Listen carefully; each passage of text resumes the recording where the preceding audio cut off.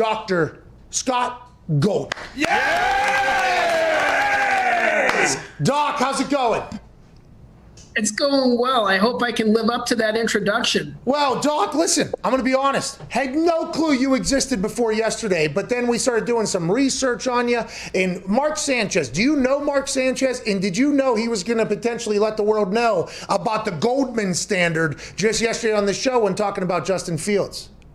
So I do know Mark Sanchez, but not very well. We're just new acquaintances, but I really respect and value his intellect and his insight. The fact that you didn't know me is actually purposeful and strategic. I tend to not really put myself in front of cameras. One of my mentors once had this great line where he said, "It's very easy to see which way the cameras are pointed. You can stand in front of them or behind them." And the way that I've chosen to do my work for the last 20 years has always been to be of service, of humility, and to be behind the cameras and let the coaches and the athletes really shine. So I'm actually this is a little bit of an uncomfortable spot for me, but when you all called and asked, and I have such respect for your work and your show, I was like, okay, let's give this a shot and see what it's like. Okay, well, I want to let you know. Thank you. Oh, I think we're echoing. You might have to move the thing. No, am I still echoing? No. Okay, we're good. Thank you for coming on the show then. If this is not a normal thing at all, we appreciate the hell out of your time. If you respect this show, though, I do believe that potentially knocks your credibility early, but we're going to talk about this as we go. Doc, the test that was talked about yesterday, I believe Mark Sanchez was referring to the recall portion of the test, and then there's two portions of the test. What is the test trying to do, and who are paying you to get the results of these tests? And is that how that works? Are you like an independent contractor for teams and organizations? And what do the tests tell us? Can you just tell us more basically about what you've created here? Sure. So the test is called the Athletic Intelligence Quotient, or AIQ. AIQ. And as far as like the service or how it's set up, so I actually have two roles. So one is as a sports psychologist, and I've been contracted by several professional teams as well as several NCAA teams to be an embedded sports psychologist, where I worked with their players, their coaches, and their front office. And I've been doing that for about 20 years. So that's just me. The test itself, we brought it to market in 2012. My partner, Jim Bowman, and we started creating it in 1998. And we actually so it was about 15 years before we even brought it to market, because we really wanted to be rigorous in our scientific discovery. I mean, we really spent a lot of time making sure, because you can't see one's intelligence, right? Like you can see one's height, but you can't see one's intelligence. So we put a lot of time and effort into making sure that the test had the integrity that it does. The way I would describe it, the way I describe it to GMs and head coaches, for example, and this is such an oversimplification, but there's basically four buckets to a comprehensive athletic profile, right? There's the physical, there's the experience. So for example, grabbing a defensive lineman from Clemson or a linebacker from Alabama, what kind of system of offense or defense they run, what they've been exposed to. Then there's intelligence, which is simply defined as the ability to acquire, process, and apply information. And then the fourth bucket is personality. What's their work ethic like? Are they going to be a locker room poison, et cetera? So the AIQ is strictly focused on that third bucket of intelligence, which is, again, how do they solve? So my partner and I, what we did was we said sports is defined as an unsolvable puzzle in a chaotic situation. What are the cognitive abilities that a person needs to be successful in that kind of environment? So how is your test different from the Wonderlic, and do you see your test eventually taking over the Wonderlic and being more important, or do they kind of work hand in hand? And do you hate the Wonderlic? I don't hate anyone, I'll be honest with you. Okay, all right, good. That's very nice of you. I hate them. And I have a tendency to talk more about who we are versus who we're not. But because you asked, some of the differences are the Wonderlic was created in 1934. And I think it's a test that's more based on, say, like logic reasoning.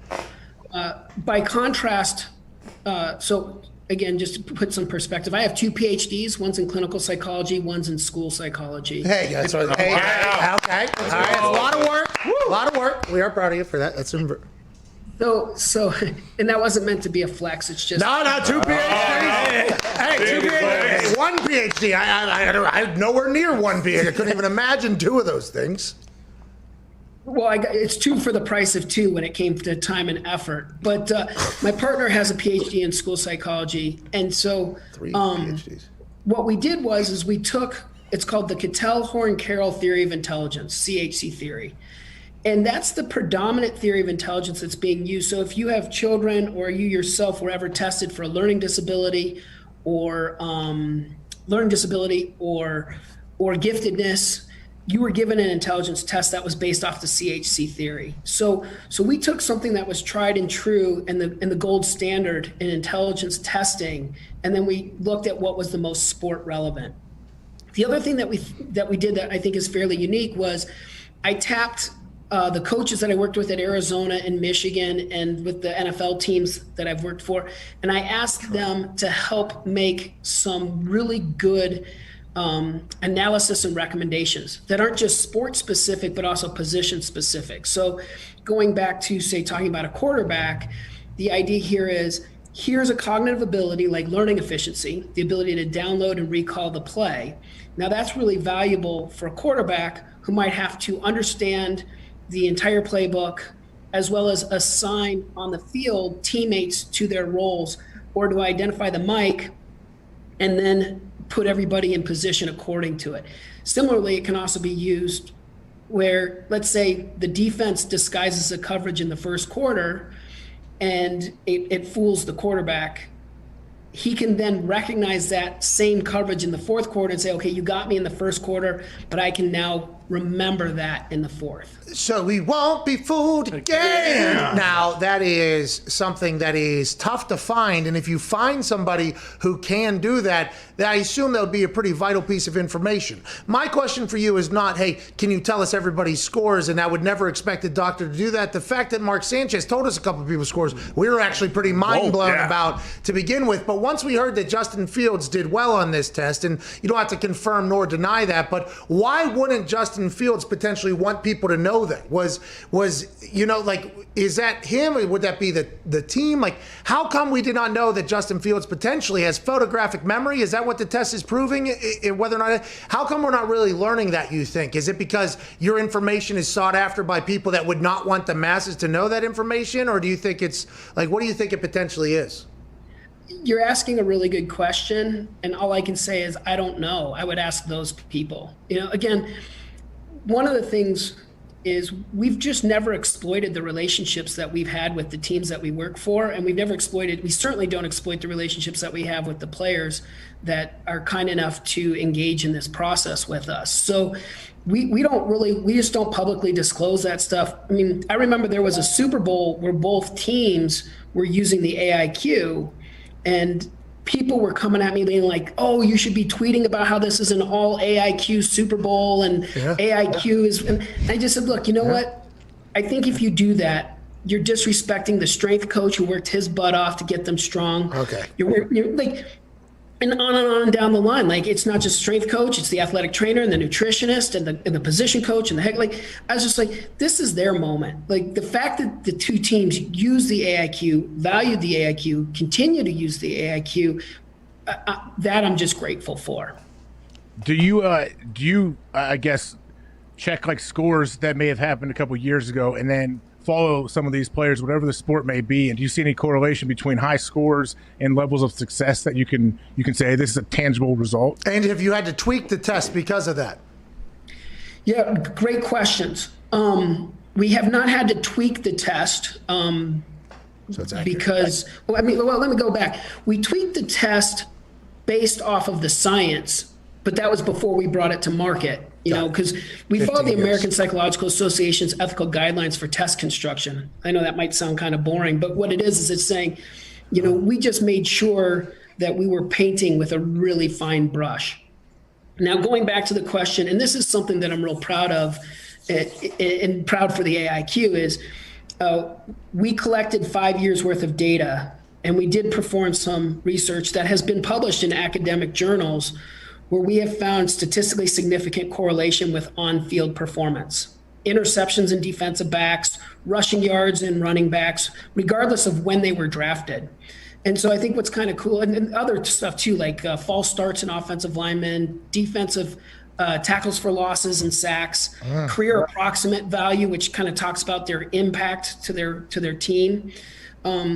And to my knowledge, we're the only test that really has that kind of connection with the kind of data that we have. I think that's pretty cool. I'm so impressed by this shit, man. Yeah. I want to let you know that because I'm I think we all are on this particular show. Like it's all what's going on here in between. You know, like your think tank is where everything is going on. There's a lot of, you know, incredibly athletic dudes. Okay, there's like, for instance, in my position, there's a lot of dudes that can kick balls very far. There's only a certain amount of people that can really do it for a living, especially do it at a high level, and that's all because of what's going on in the brain. And it feels like here, as of late, we've learned more and more about it. But for a long time, it was absolutely nothing. I am very pumped to hear that there is potentially a Goldman standard for judging. Now we got to figure out how we got to pay you enough money to release these results so we all know it, but. This is really cool thing you're doing for sports. I want to let you know that, especially because of the success it has had. So congratulations on that. Connor, what do you have? Yeah, on your website, Doctor, it says that you've worked with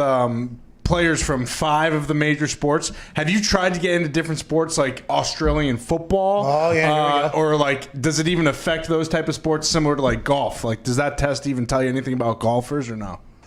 Yeah, no, it's a great question. And actually, we have been used. So we are under contract with we're under contract with teams from all 5 major leagues in the U.S. Got it. But we have also been contacted by international teams as well. So European football, Australian rules football, rugby, they've all tapped into it because, again, our original concept was sports is an unsolvable puzzle in a chaotic situation.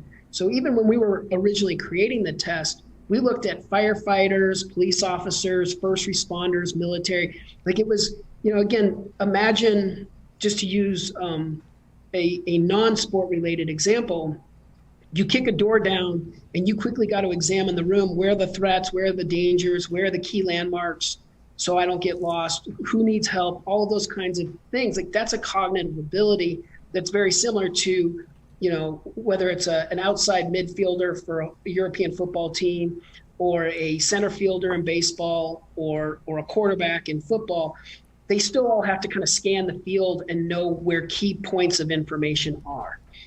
What is one of the tests? So what are the 2 tests? It's recall and then it's another one. For the recall one, is it like we've all done baseline tests and we've all done that whole thing and they give you like a series of numbers, then they disappear, then they ask you some fake questions, then they ask what those numbers are again, the words, the whole thing, the patterns, the what's potentially next. Is that what the test is or is it something vastly different? What is one of the recall like questions look like and how do you score it? Is it right, wrong? Is it out of 10? How does that whole thing work?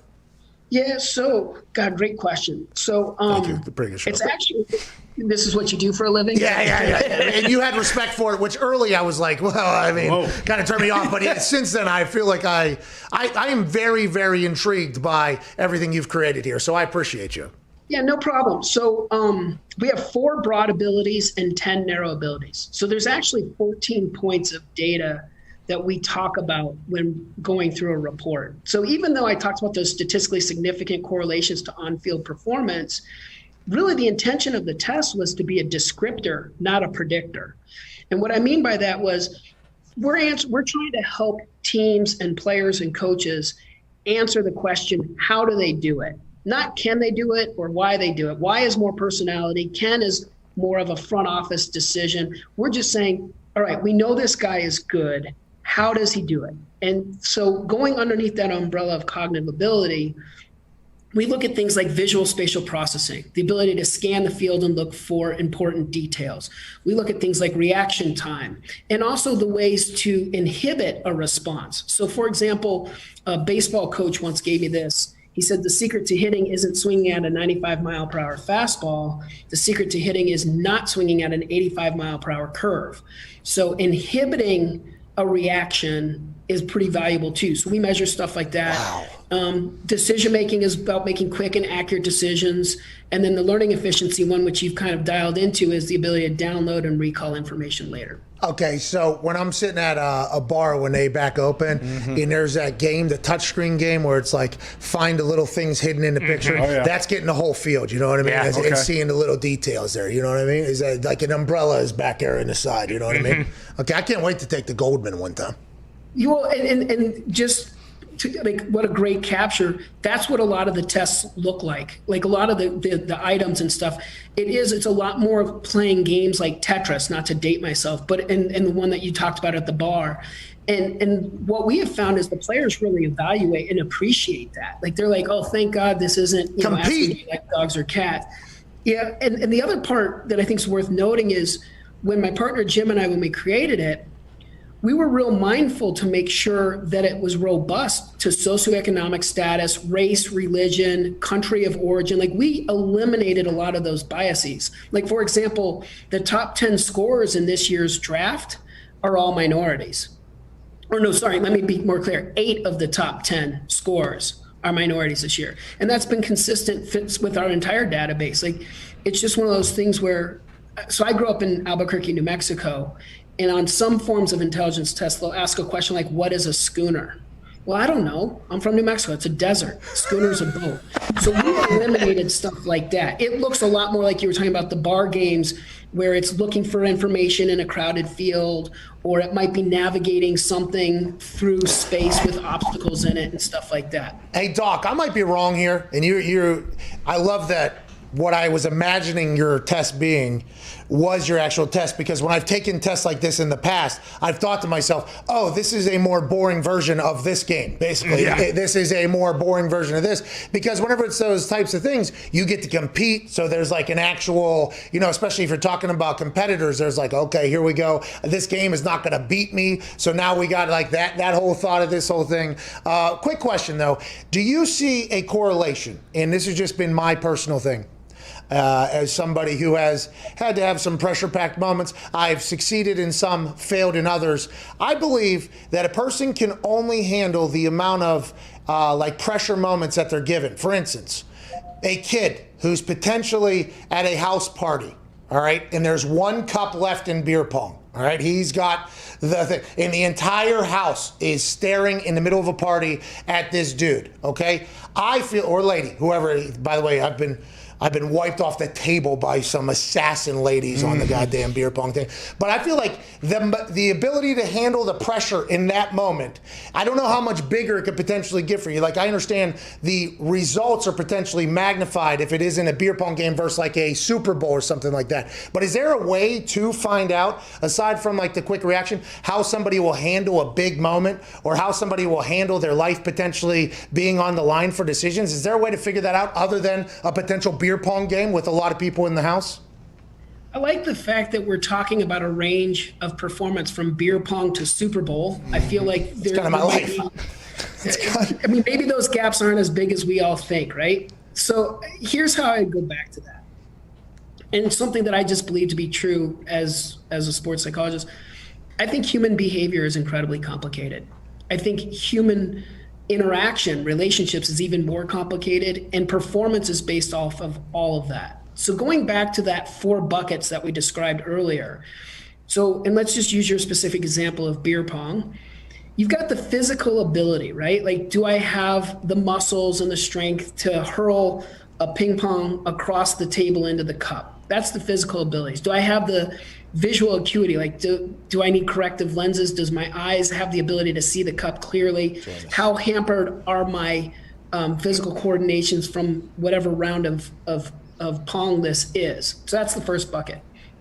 The second bucket is experience, right? How long have you been playing beer pong for, and how many games in your life have you done that are even similar to beer pong? Then you've got the third bucket, the AIQ bucket, right? Intelligence, which is, how well can I calculate the time, distance, and other factors that are involved in shooting your shot. Bass music, okay, outside. There's probably some potential feelings. That's what you're referring to.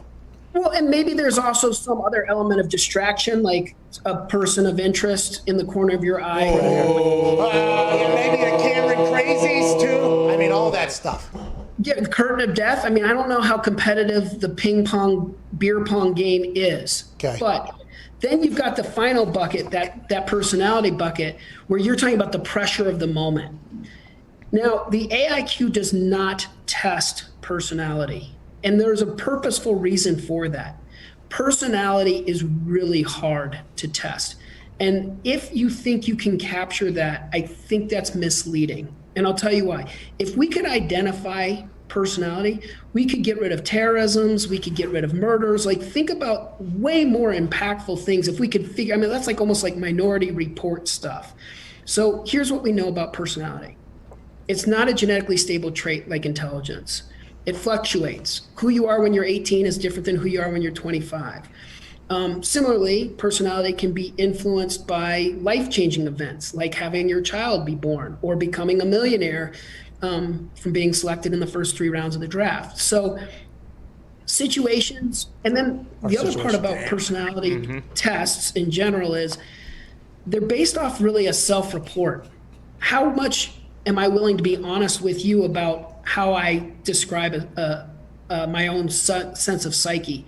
And then there's this other element, which is even if I think I'm being honest with you, I might not be truthful. I might think of myself as a very courageous person, but if there's a fire in the building, I might be knocking old ladies out of the way and pushing kids down the stairs like George Costanza style, right? Because you want to be accepted by the person that you're talking to. Yeah. So when it comes to the personality bucket, for the last 7 years, I've been working with professional teams to do those interviews. But what I always talk to the teams about is this is just a peephole-sized snapshot of the individual. This is not a pervasive personality pattern. This is not anything else. And really, I focus more on the goodness of fit. It's really about trying to understand, would this person be like our kind of guy? Would we really like having him around? What do we like? So it's not even about trying to figure out if this guy was a bedwetter when he was 7 years old or anything. It's really more about what can we do to help him give us his best self. Yeah. And then do we like that? Like, is that a good fit for what we're looking for here? Doc, I appreciate what you've said here, by the way. This is shit that I am very, very interested in. So I thank you for all this. And I have to go back here. You saw a little reaction, I assume, as a psychologist. You saw the reaction as soon as you said something. What you said there basically is situations are situational? Yes. Yes. There it is. Yeah. Zero PhDs. How about that? Of course. I just want to let everybody know. That's been my go-to for everything, Doc. Doc doesn't realize how much damage he just did. No. There's no damage. I want to let you know, 2 PhDs told me fucking amen, brother. That's what I just heard it from him. I appreciate you, Doc. You've done a lot here today thus far. I'm not saying that that's going to be the one that carries on the longest, I think, in my life, but the information has been amazing. You should do more of this. You're very good at this. Connor, what do you have? Yeah, Doc, you just mentioned personality change based on a significant event like becoming a millionaire, getting drafted in the first 3 rounds. Is that why you think people might become busts? Like, for instance, there was a guy from the Titans who was drafted in the first round who played offensive line, and then he didn't really play at all and actually got released. Is that because you think like he might have changed due to the money that he made so quickly? Yeah, so again, my honest answer there is I don't know, because I don't know the guy. Because, say it. Because situationals are situational. No. So close. We got another question, Doc. You'll get a chance to run it back. If I can, let me go back to answer that question. Okay. What I would say is I don't know, because I don't know him. And if I did know him, I wouldn't comment on it. But what I would say is sometimes life-changing moments can exacerbate who we are. Sometimes they can change who we are. Sometimes they can even solve problems. Like, again, becoming a millionaire doesn't make your life more chaotic or less chaotic. It just changes. It changes the way you make decisions in your life. So again, it goes back to complexities. And if human behavior was this simple, I think we could go and do the stock market. Like the stock market would be a lot easier to figure out if we understood. Well, the stock market's very easy. All you gotta do is hold. You gotta hold, Doc. Hold until you gotta sell. What's that? Hey, Doc, you're just a fucking wealth of information in there, huh? I don't know about that. I just try to be a service to the people that I'm having a conversation with. See, you've said some things like that here today, where early in the conversation I was like, okay, this guy. But I honestly, genuinely believe that. You feel, it feels like you've committed your life here to like trying to at least figure out how the brain operates and how we can kind of predict greatness in a sense that is different than personality. Has it always been this way? What made you so intrigued to go into sports psychology and psychology in general? Great. I appreciate the personal question. That's awesome. I think by inherent nature, I'm just a very curious person, and I like to think of myself as somewhat of an explorer. So I think all human behavior is fascinating. Like Me too. the shirt that you're wearing right now, is it laundry day? Is it your lucky shirt? Is it purposeful from a marketing perspective? Like, all behavior has meaning. It's my uniform, by the way, just as a quick answer. Come on, Doc. This is a quick answer, but I agree with you, by the way. Well, and so I like the idea of being, I think Walt Whitman had this great quote where he said, like, be curious, not judgmental. So I just have this real natural curiosity for why people do what they do, especially at the elite space. Like, I think it's really hard to win one football game, much less a series of them to get to a Super Bowl. And so I've been very fortunate to have been along for the ride with some really unbelievable individuals. And it's just been really, it's been an absolute honor to watch them perform and to help them kind of solve these sort of puzzles. It's really cool stuff. So I guess I'm just lucky to have found a job that I really enjoy. You have a Super Bowl ring? I do not. Oh. Hey, I think that's what we got to work in the next contract. Ty, what do you have? Doc, based on the data, have you found clear-cut signs that like certain position groups score better on the test? Because I think in the research it said that like a couple pitchers scored very high on it. Is it typically like quarterbacks, point guards, or like is there a discrepancy there? Yeah, good question. Yes, there are patterns there.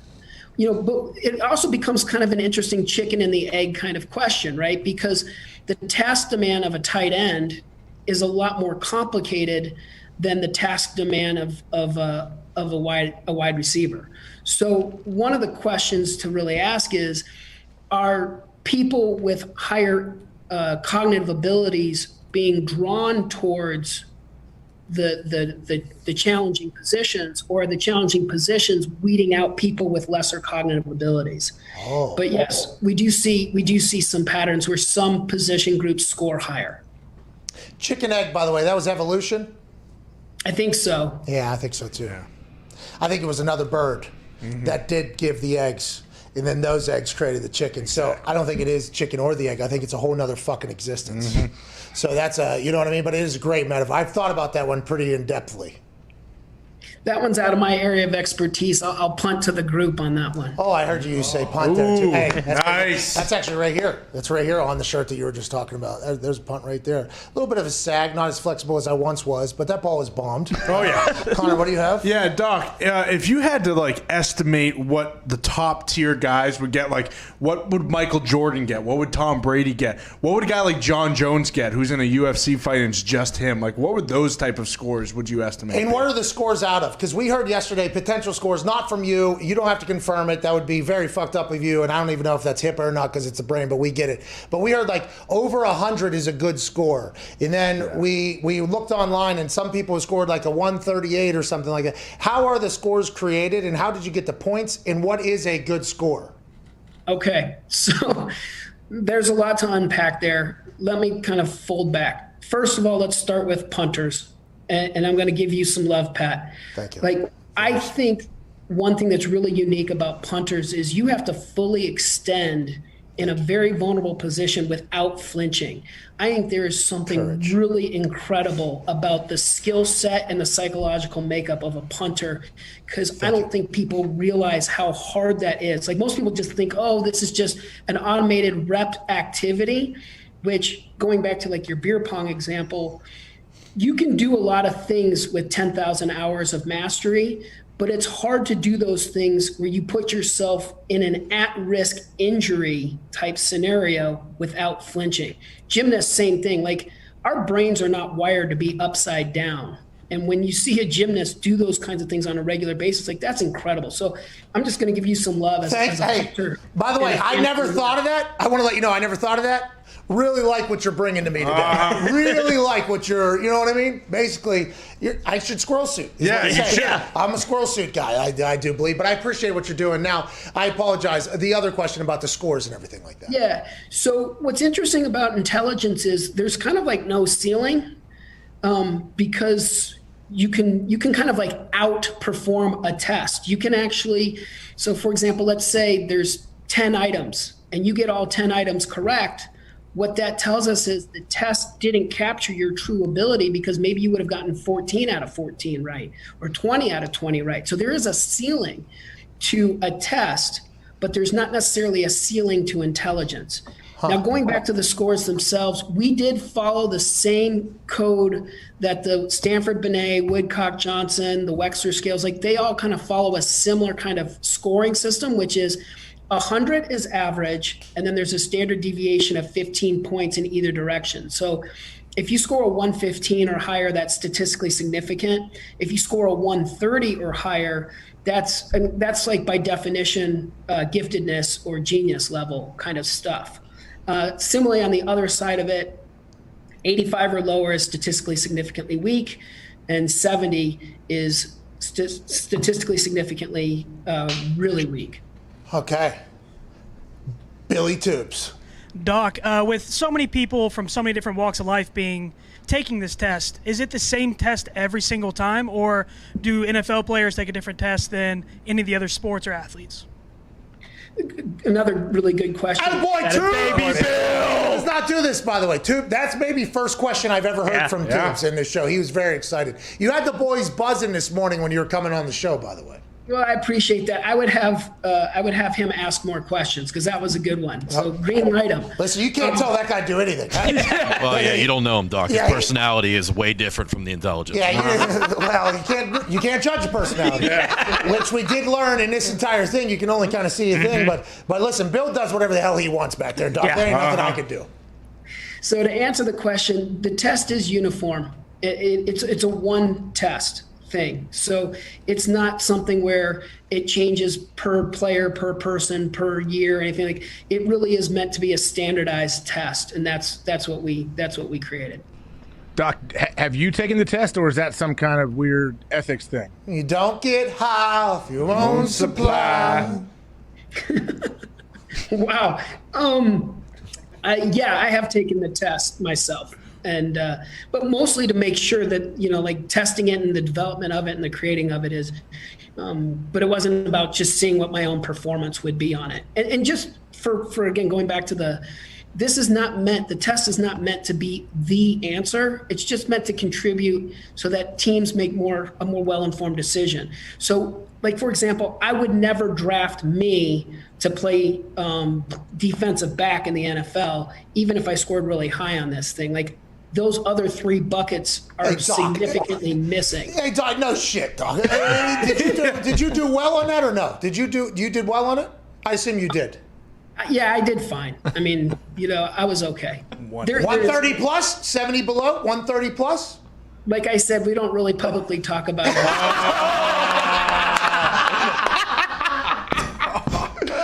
Oh, that was awesome. Doc, thank you so much, man. I feel like I've learned so much. I hope this information starts becoming a little bit more readily available, because I think the narrative changed vastly yesterday about Justin Fields by a lot of people whenever we found out he scored 130 plus, allegedly. We don't know. Obviously, don't want you to do that. But we appreciate you so much for what you're doing for sports, man.